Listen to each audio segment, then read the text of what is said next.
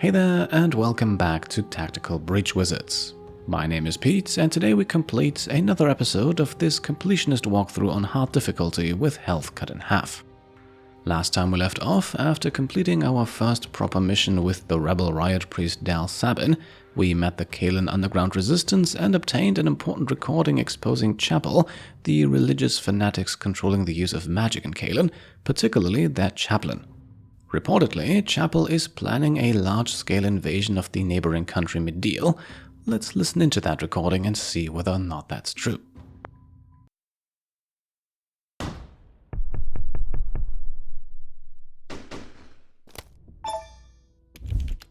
With the greatest respect, Chaplain, I think this is a gross overreaction. The insurgency will blow over. It always does. And if we commit to war with Dall now, we can't play that card for another 5 years. It's not about the rabble-rousers, Falco, it's about the mana. My singers in Liboli have seen the tests firsthand. The damn stuff is militarized now. It's not a theory, it's working, and the world's supply sits beneath a country that is rightfully ours. Perrin is right. We cannot let faithless nations build armies of casters while we sit handcuffed to our principles. We're not considering using it ourselves, I trust. The Pantheon's edicts have been very clear. I'll tell you what the Pantheon says when I've damn well written it. I won't be the chaplain who let Kalen's last chance at supremacy slip through our fingers. We move on Dall. I'll announce in Friday's sermon. Holy shit. Was that as bad as it sounds? So much worse than we dared to hope. We wanted something with a kick. We got nitroglycerin. The Dall stuff is what we wanted. I never dreamed he'd just openly admit they lie about the Pantheon. Am I gonna derail things if I ask for a primer on the Pantheon? You know, we honor our dead here, right? More than honor, you'd call it worship. The Chapel claim their high priests can hear them all, speaking as one. That's the Pantheon. There's a history to the real thing, but the Chapel's version is just a free pass to claim everyone we've ever loved is asking us to do what they want. And now we have the head of church and state outright admitting they make it up. This is f***ing checkmate. God, I hope Hesia saw this before he was blown. I'd kill to go down knowing I got the bastards this good. It should get some moderates fired up. Probably not. Seriously? Now we hit the other brick wall we've been fighting. We can leak this on the freenet tonight, but only tech-savvy kids with jailbroken phones will see it, and they're already with us. Chapel control the legal internet and every TV station, everywhere your centrist dad gets his information. We can't get through to the Chapel space till we break down that wall, but this is the megaton we drop when we do. Surely it'll make waves outside of Kalen? It might make the news, but what good does that do us? What information is new here? Your countries already know the Chapel is a surveillance state dictatorship with a mandatory religion enforced by police brutality. Hasn't moved any of them to action in the last 20 years. The DSR did impose sanctions. And the people of Kalen thank you for cutting us off. The Chapel didn't want foreign goods reaching us anyway. It just means the only tech we have access to is made by the institution we're fighting. Fair point. I'll shut up. I'm not trying to shut you down. I'm just tired. I'm tired of being told we have the world's moral support by nations that won't commit a single dollar of actual support. We're not even asking for troops. A shipment of freenet phones would have turned the tide at Chalice Square 5 years ago. So, regarding the recording, is there a plan to get this out? I've heard rumors that there's a strike ready to go, just waiting on a payload worth the blood price. Could be bullshit though. I'm just a soldier, they don't tell me what I'm hitting next till it's time to hit it. I might spill it to foreigners like you. Well, sounds like a tomorrow problem then. Yeah, I don't want to spend a night talking politics. Wins this big don't come around too often in a fight like ours. There's an old military tradition from the 1600s. If your victory spared more blood than it cost, you drink the difference in claret. We drink the blood of the dead? No, it's the blood of the living, right? She gets it. Can't speak to the symbolism, but the blood math checks out. Come on, we've got 3 cases of 1975 we liberated from a minister's cellar, and he would f***ing explode to know that foreigners and faith traitors were the ones who got to drink it. To the few friends who joined the Pantheon today, we carry their voices, and their voices carry us. And to the many who didn't, thanks to the foreigners with the dirty tricks and ridiculous hats. Alright, bit of an introduction here, and we are still a few minutes away from jumping into any actual action. As you can see, it is once again time to update our map. And let's begin with the rebel riot priest Dall herself. As always, feel free to pause the video here to read through all of the dossiers.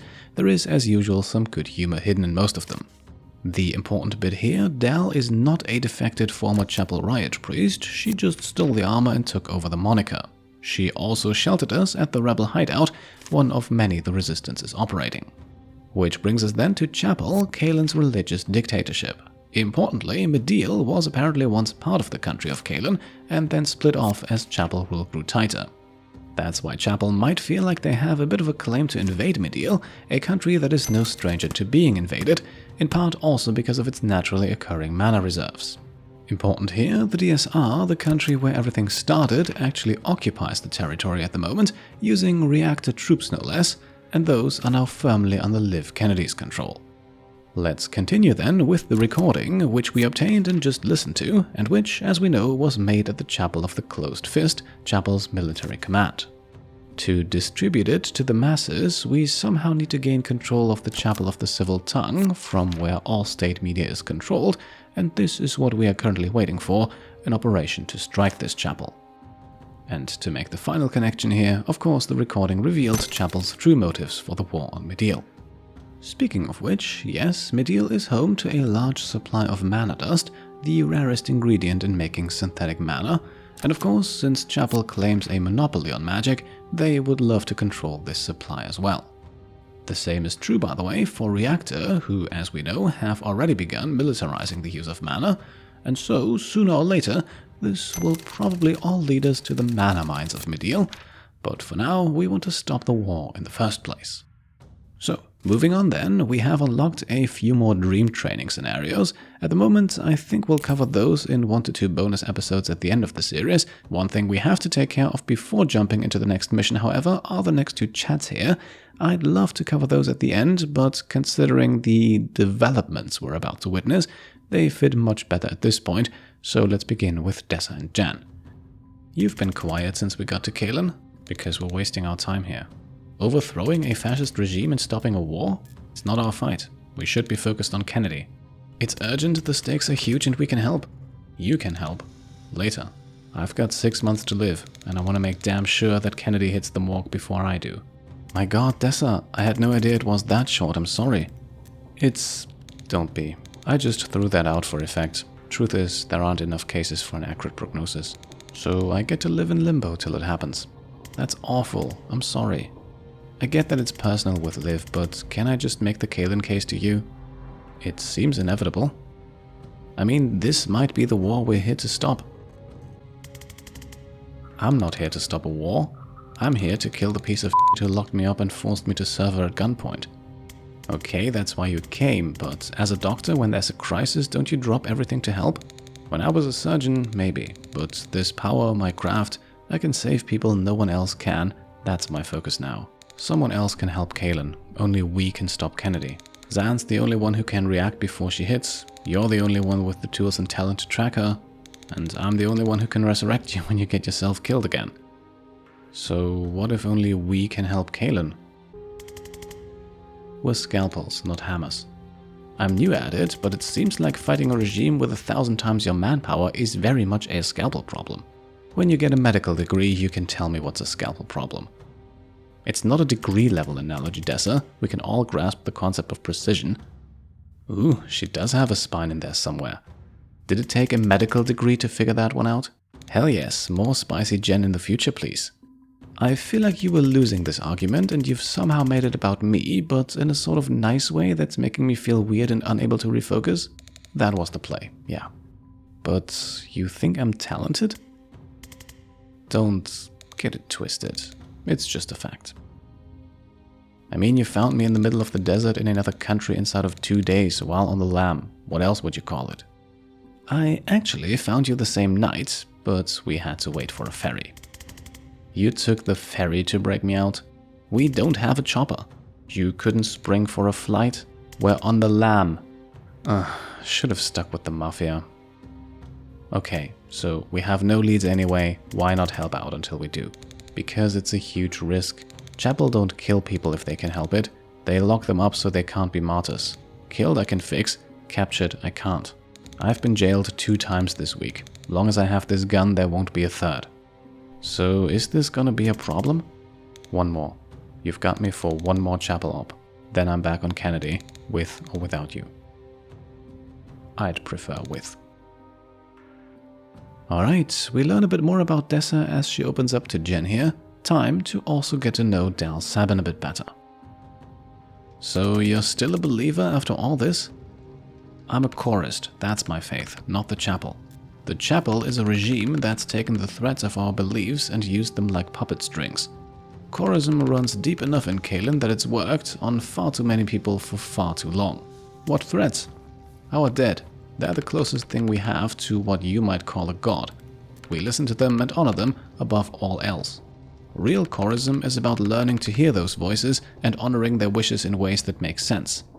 The chapel's version is that only they can hear the dead, and you go to their priests to find out what your loved ones want you to do. So where does the pantheon fit into that? It's all of them in chorus, hence chorist. In chorism, it was an abstract concept, something that unites us. Whoever we are, the love we have for the people we've lost reaches up to the pantheon and connects us. Go far enough back, and someone I love loved someone who loved someone you love. I show my respect to them by respecting you. Like a distant, annoying cousin. The chapel made it a tool of control. They say anointed priests of the highest tier can hear the pantheon like it's a single voice. They have privileged access to what all of our dead families are telling us to do. If you come to it cold, the lie is blatant, but if you're raised into it, it runs deep. And are there a lot of chorists in the resistance? Most of us. This isn't a secular revolt, we already had one of those in the 40s, that's how Medill got independence. So, maybe a stupid question, but do you literally talk to the dead? Ever lost anyone? Yes. You can't hear their voice when you want to? Not enough. You get better at it. Like craft, if you're told it's not possible, you'll never try hard enough to truly do it. Okay, so it's more like you imagine talking to them. That's a very southern way of looking at it. You've been raised to devalue the impression someone leaves on you, the part of them you still carry when they're gone. To you, that's a static thing, a footprint, so any signs of life you get from it must be imaginary. To us, it's a real part of them. And the closer you were, the more you love them, the more of them you carry with you. So what does getting better at it look like? I can't do puzzles. My partner could. If I try one now, I ask him, Jida, what's this bullshit? And it'll come to me. Not the full solution, I'll never be as smart as him, but some flash of insight he would have had, and I can take it from there. If I died first, he'd be sitting here telling you he can fix cars by asking me what the problem is. I'm so sorry. How long since he passed? 8 years now. Killed by a riot priest. He wasn't even protesting. He cared about the fight more than I did, but the truth is, we'd probably never have stood up to the chapel. But now I'm locked in, with his fire in me, and I want to make them feel the full pain of that mistake every time I suit up. Can you tell me more about him? Like what? Anything. He believes in me, like no one else. Told you I'd never be as smart as him. I can already hear him jumping in to defend me. He'd be telling you I'm a genius with engines. He'd tell you I invented the carburetor, which I didn't.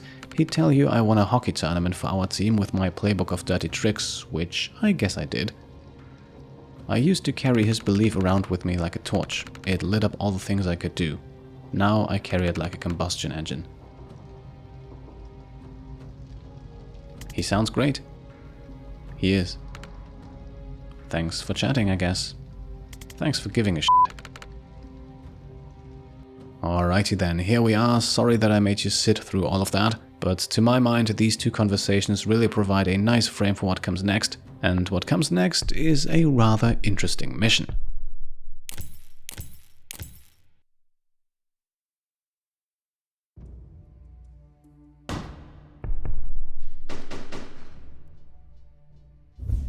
Just got word from command. We're hitting the Chapel of the Civil Tongue tonight. It's the broadcast center all the state TV channels go out from, and it's our only way of getting the truth about the invasion out to the people who actually need to hear it. What changed? They've got a new team they think can penetrate the heavy security there, so I hope you guys can play nice with others. What's our job? We're the distraction. Oh, come on. Hey, they liked your strategy. You said the distraction should make them sweat. Did I mention Zan's actually very stupid and gives garbage advice? Take it as a compliment. After the closed fist hit, the chapel are so scared of the four of us that we qualify as the brute force contingent. The other team are the precision instruments. Weird, I still don't feel complimented? You get used to it. Come on, we're gonna rendezvous on site.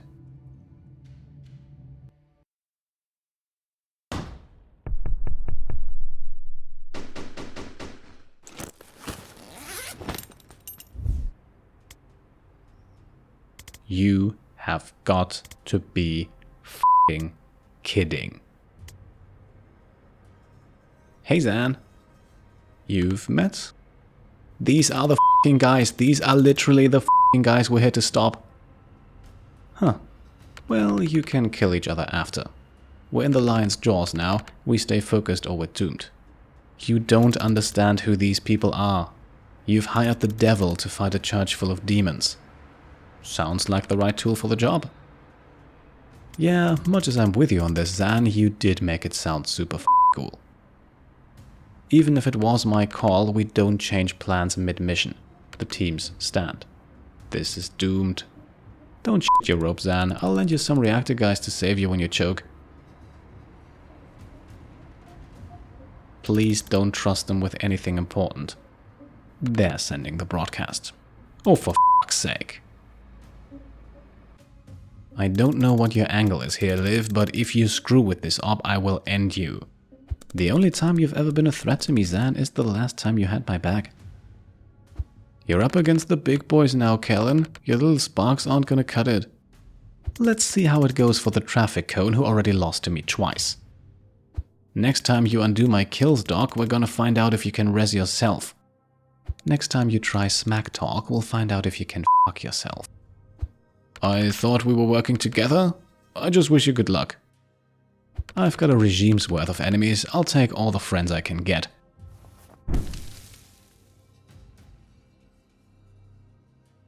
Cool. Now the rest of us look like assholes.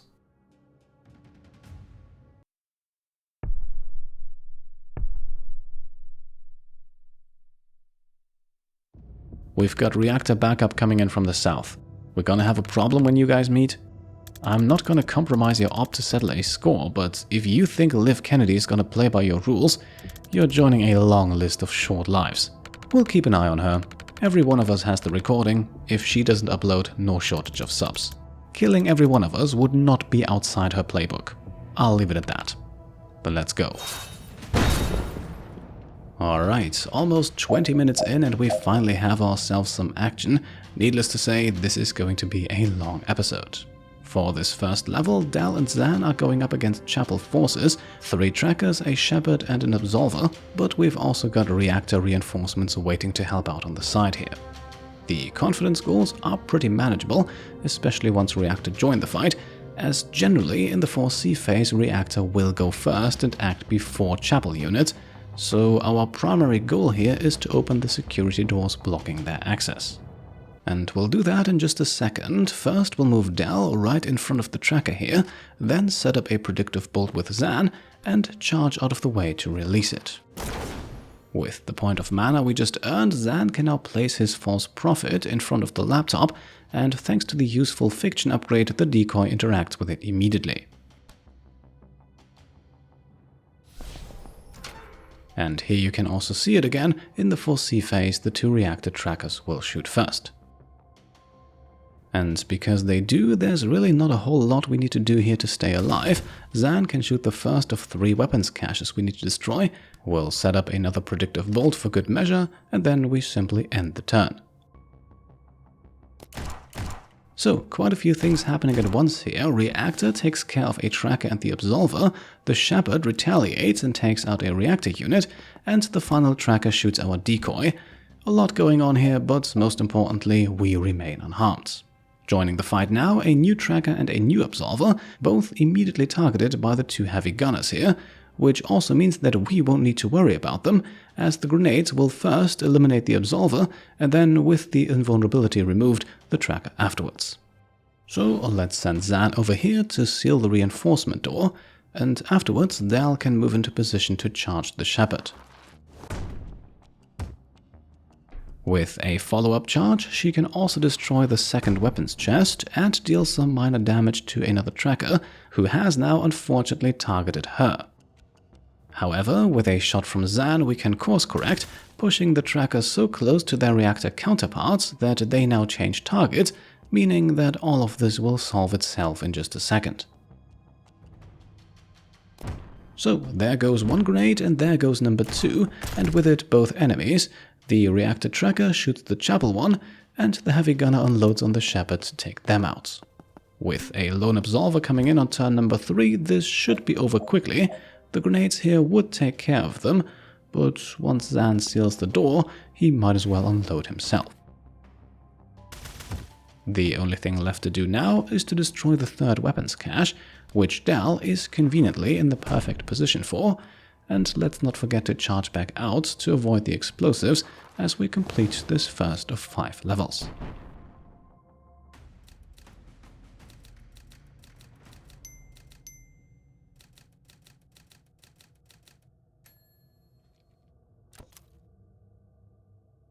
Do we even need to go in there? Reactor and Chapel shooting each other doesn't sound like a problem we need to solve.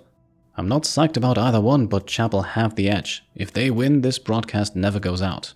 I know it's not your priority, but it could take years of their civil war. It could stop Medials before it starts.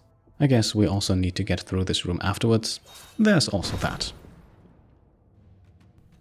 Alright, jumping over to Jen and Dessa, they too have Reactor waiting to reinforce a room full of Riot Priests, although a small number of Reactor units are already inside. In terms of confidence goals, Jen wants to deliver 12 points of knockback and Banks wants to transfer 3 points of damage, both very doable I think. Unlike in the last level, in this one we also can't seal the reinforcement doors, so we'll have to hold out here until Chapel's supply runs out. As long as we have Reactor backup to soak up the damage though, we'll stay in the back. Jen grabs the intel here, while Dessa uses the laptop to let in the backup. To complete her confidence goal, we'll also cast Transference on this guy, with this Riot Priest as the target, as they are about to get shot by 2 trackers as well, and that will take them out. And that's actually all we do on this turn. Let's see how this one plays out. And yes, I do feel that, in character, our wizards would be awfully pleased with winning their fights while also causing Reactor as much pain as possible, which is kind of my goal here. So, 1 loss each for Reactor and Chapel, only that Chapel can send 2 new folks into the fight. Probably time for us to get a bit more involved now. We are going to eliminate 2 Chapel units on this turn, first by placing a Death's Door right here, and then we'll throw Dessa's improved sedative cocktail at the tracker, now sedating them for 2 points of damage. The damage over time effect, however, won't come into play, as Jen moves up and casts Chain Bolt to take both enemies out. Sadly, we have no line of fire at a third target, so these 2 will have to suffice. And so it is now 6 versus 2, let's see how this goes.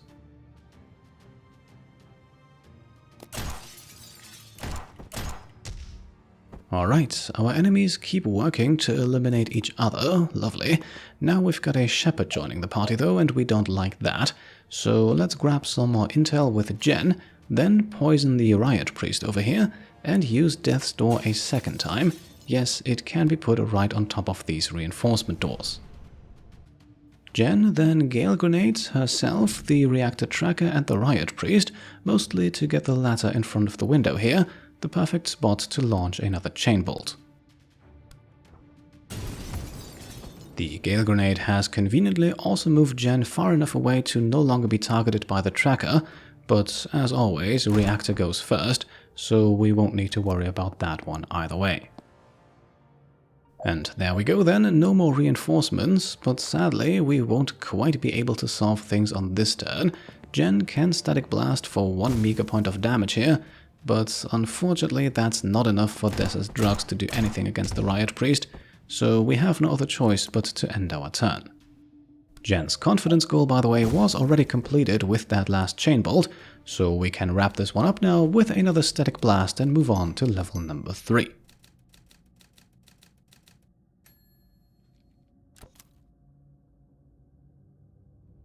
Seriously? We're here to back up the fire guy? This is a junction point. Reinforcements come through here to get to the server room. Right, but can you seal any of those doors? No. Bori Kesh can. So we're backing up the fire guy. It's not even real fire. Would you run through it to get to a gunfight? Fine, we're backing up the fire guy. Yes, for this one, Zan and Dall are joined by none other than Bori Kesh, the less lethal Pyromancer. And we can actually control him too, giving us access to his unique abilities. One of which is actually critical to completing this level. Bori's Maltfire throw will be needed to block the 4 reinforcement doors. Additionally, he can also incinerate foes. The more mana he has, the higher the damage, and Bori gains mana from drawing fire, a mechanic we'll make good use of in just a moment. Confidence goals, meanwhile, are of course only available for our 2 wizards. Dall's also requires use of her riot block, which we haven't really utilized in this series yet. First things first, however, there won't be any reactor reinforcements on this one, apart from the tracker who's already in here, so let's clean up a bit. The Absolver goes down quickly thanks to a charge, while Zan won't even have to move to take out the tracker.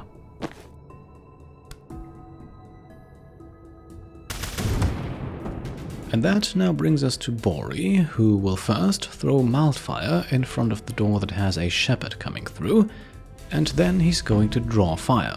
Each tile drawn gains him 1 point of mana, and for this door down here we can actually draw all 4 tiles, as no reinforcements will come through even if we extinguish everything.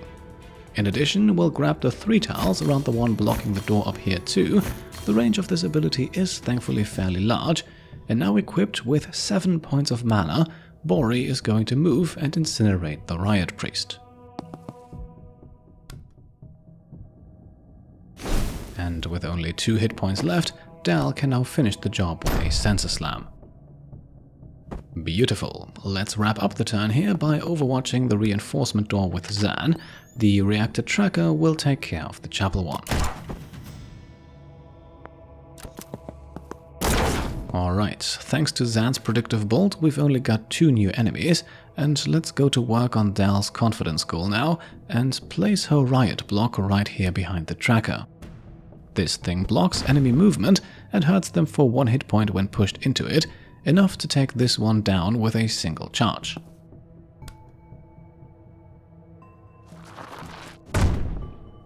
Now, to complete her goal, we'll need to do this twice, and we only have this 1 riot block, so it's a bit tricky to pull off, but we'll worry about that next turn.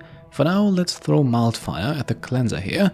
That blocks the door too, and afterwards we can immediately draw 2 of the tiles back in.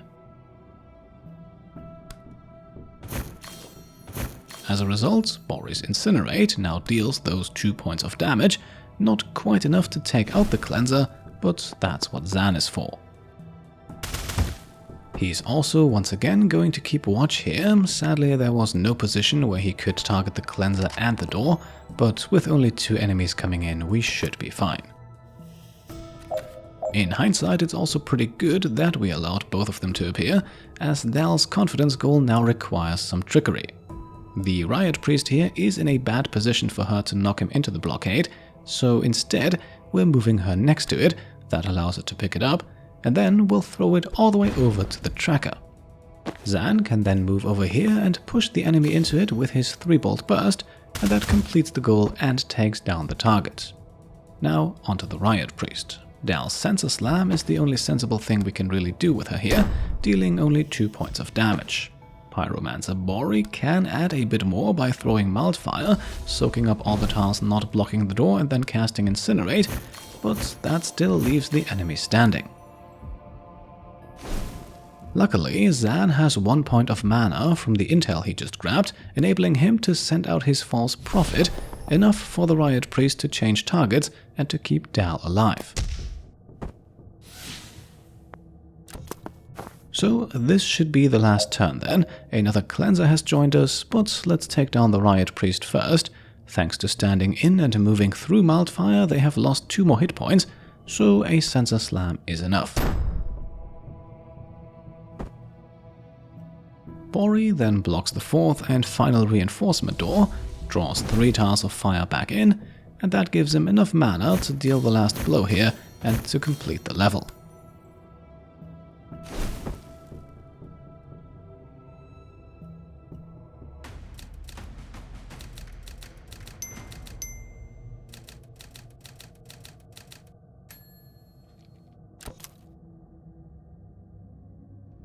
Alright, this room we could skip. Steve Clark's in there. Good with me. I've got games on my phone. But stopping a war. Oh, but it's Steve Clark. I'm enjoying this immensely.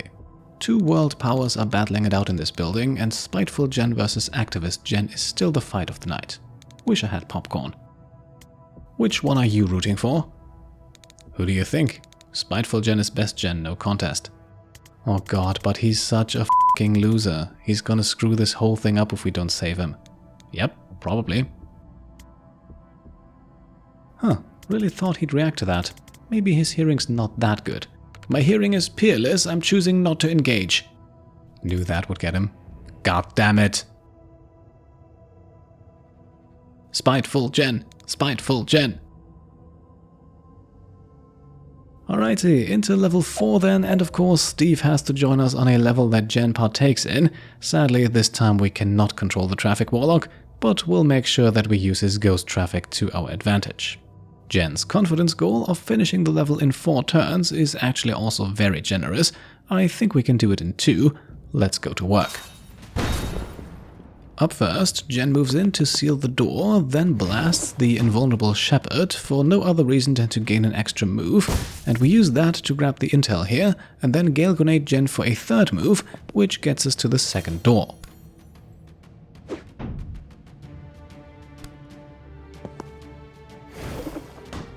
With Banks, we are then grabbing the intel here and cast Transference on her, with the tracker as the target, who, going first, will therefore take themselves out.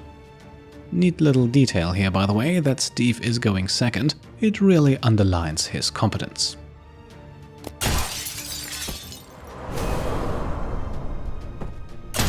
Now, Ghost Traffic, meanwhile, takes care of the Absolver. Steve also catches a retaliation shot, but I don't think anyone from our team will be mad about that. Now is where things get interesting, as we move up with Jen here and throw another Gale Grenade. A Gale Grenade that hurts the tracker and therefore makes the Shepherd shoot Jen. Good thing that we grabbed the mana with Dessa last turn, so that we can now revive Jen, although first we'll drug the Shepherd to make things easier.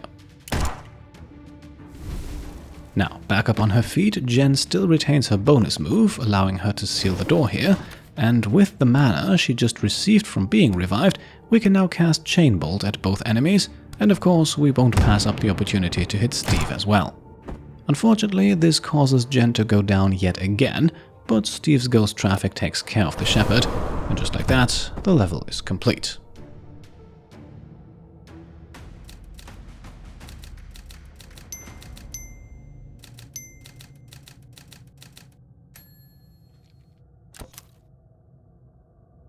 Kennedy says they're close to the content server, we just have to buy them a little time. What's in here? Armory. Now that we've cut off their reinforcements, they're gonna send every chump who works here to grab a gun and fight us to the death. We're gonna smash their weapon caches before that happens. Anyone they send to stop us just makes Kennedy's job that much easier. Making life easy for Liv Kennedy may not be the best way to sell Zan on this. I'm on mission till that broadcast goes out, and I'm in the mood to smash some shit. Okay, level 5, and this one's the big one, not because of the enemies we have in here or the fact that we have no way of blocking these reinforcement doors for the next 6 turns, no, purely because of Dall's confidence goal.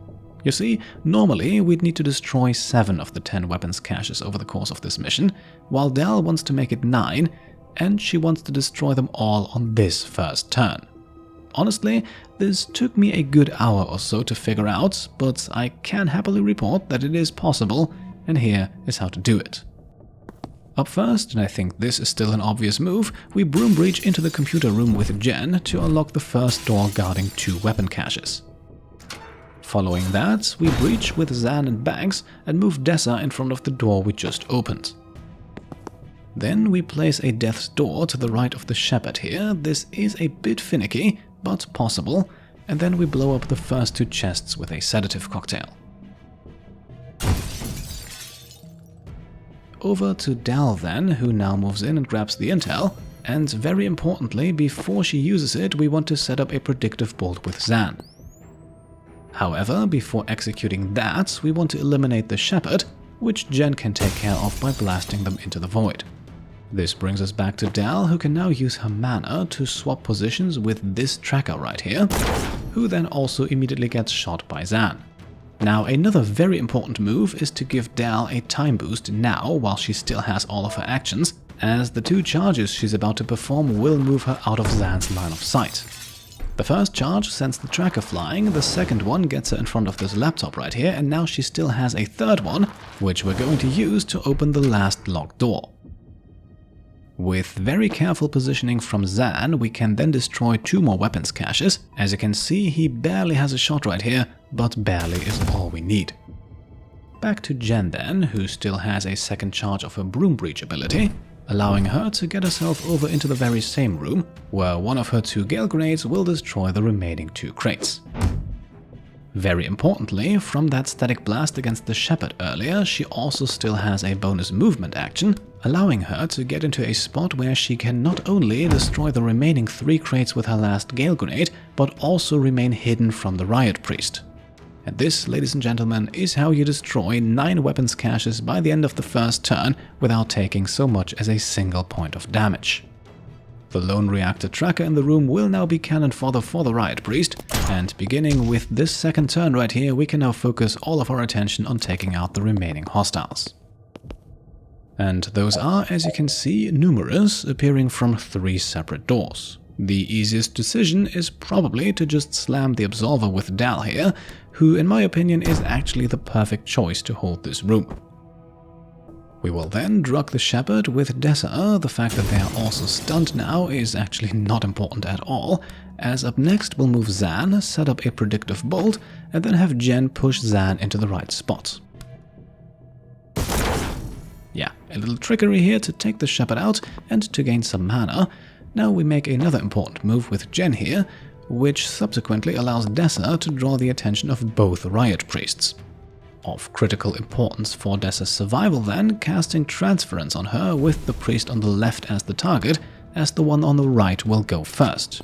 Combined with another predictive bolt, this will ensure that the one on the left gets taken out before they can strike backs.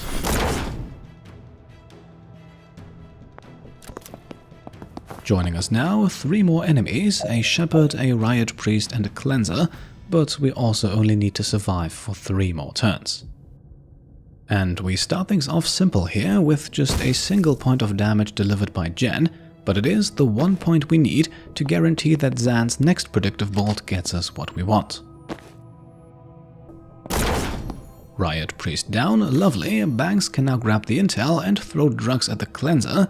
Doing so interrupts the attack they would normally cast in the 4C phase, and thus renders them completely harmless for 1 turn. Jen then moves and gets time boosted by Zan to launch a second static blast, which stuns the Riot Priest, leaving us to focus all of our remaining attention on the shepherd. Zan can open fire with a 3-bolt burst, then time boosts Dall, who can now slam twice, and that's enough. In hindsight, we probably should have just have her slam and used Zan's shot against the cleanser, but the turn comes to a satisfying end nonetheless.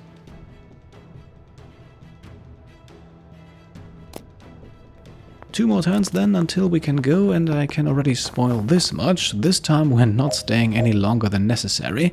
The amount of XP we get for completing these missions seems to be somewhat fixed anyway. At least I could not tell a difference between different numbers of enemies eliminated. The 5 we are already up to now can quickly be reduced to 4 with a sensor slam from Dall, and then we move Zan into position, and as you can see, despite an enemy in his path, he can set up predictive bolt. That's what's unique about cleansers. Since they're ducking down, they enable this action. Now, to fire the shot, we still need to knock the cleanser out of position, but that's easily achieved with a sedative cocktail from Dessa. Following that, Jen can stun the Riot Priest once more, and Zan shoots the Absolver. Now we also pay for not having Zan shoot the Cleanser on the last turn, as we need to waste a time boost on banks here to push them out of position again, so that Zan does not get hit.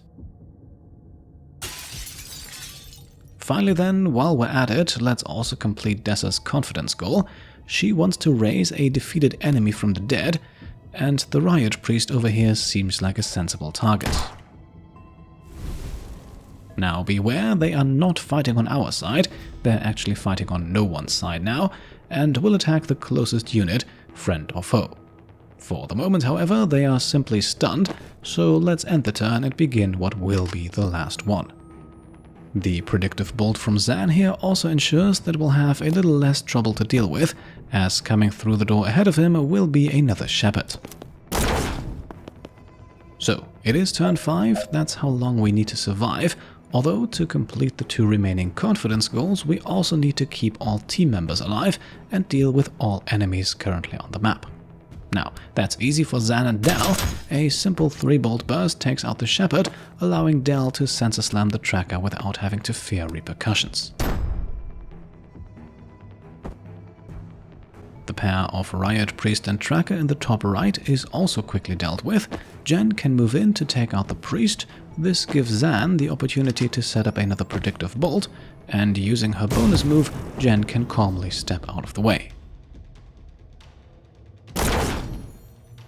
Now, problem is that Riot Priest we just resurrected now actually counts towards the enemies we need to defeat, but luckily we saved up a Death's Door for this case, combined with a time-boosted Gen that gets them blasted away, and we finish this 5th and final level of the mission with all confidence goals completed.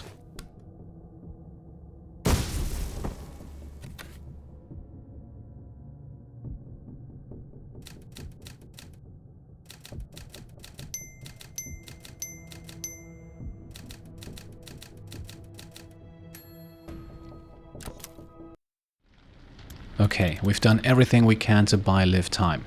Can we please go make sure she actually uploads? Alright, but we check the perimeter on the way. Zan, you and I take the north route, the rest of you go south.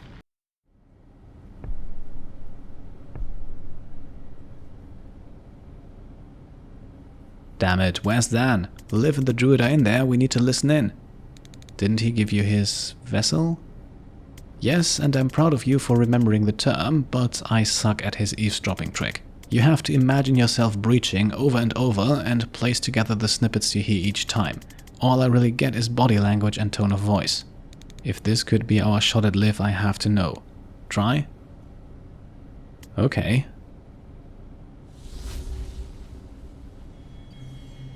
Blah blah blah, I'm Liv Kennedy, I'm mean to everyone, but I'm probably just scared of looking weak. Haha, do Ryan. I'm tall and mysterious and my poison hurts like hell. That wasn't the evisceration I was hoping for. I wear shades indoors and I failed to kill at least 2 people. Yes, drag him. Okay, I'm still sounding calm, but in a cold way where I might actually be angry. I sound like I'm being dismissive. Okay, yep, Jen was right, I'm angry now, and at some point I definitely say me deal. I'm still ignoring your tone, but my body language is kinda threatening now. It sounded like I said cesium kimchi, but I'm guessing that's not it. Yes, I heard this one. She said yes.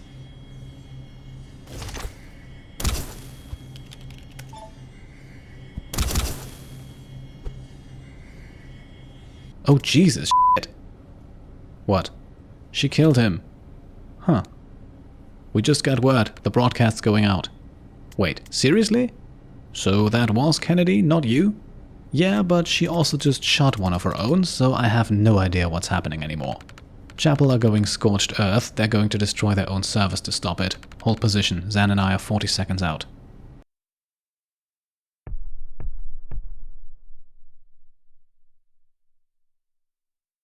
We were gonna breach without you, but there's a massive mech-type thing in there, and it seemed like we would die. Siege Cleric, Tier 1 War Machine. Now they're sweating.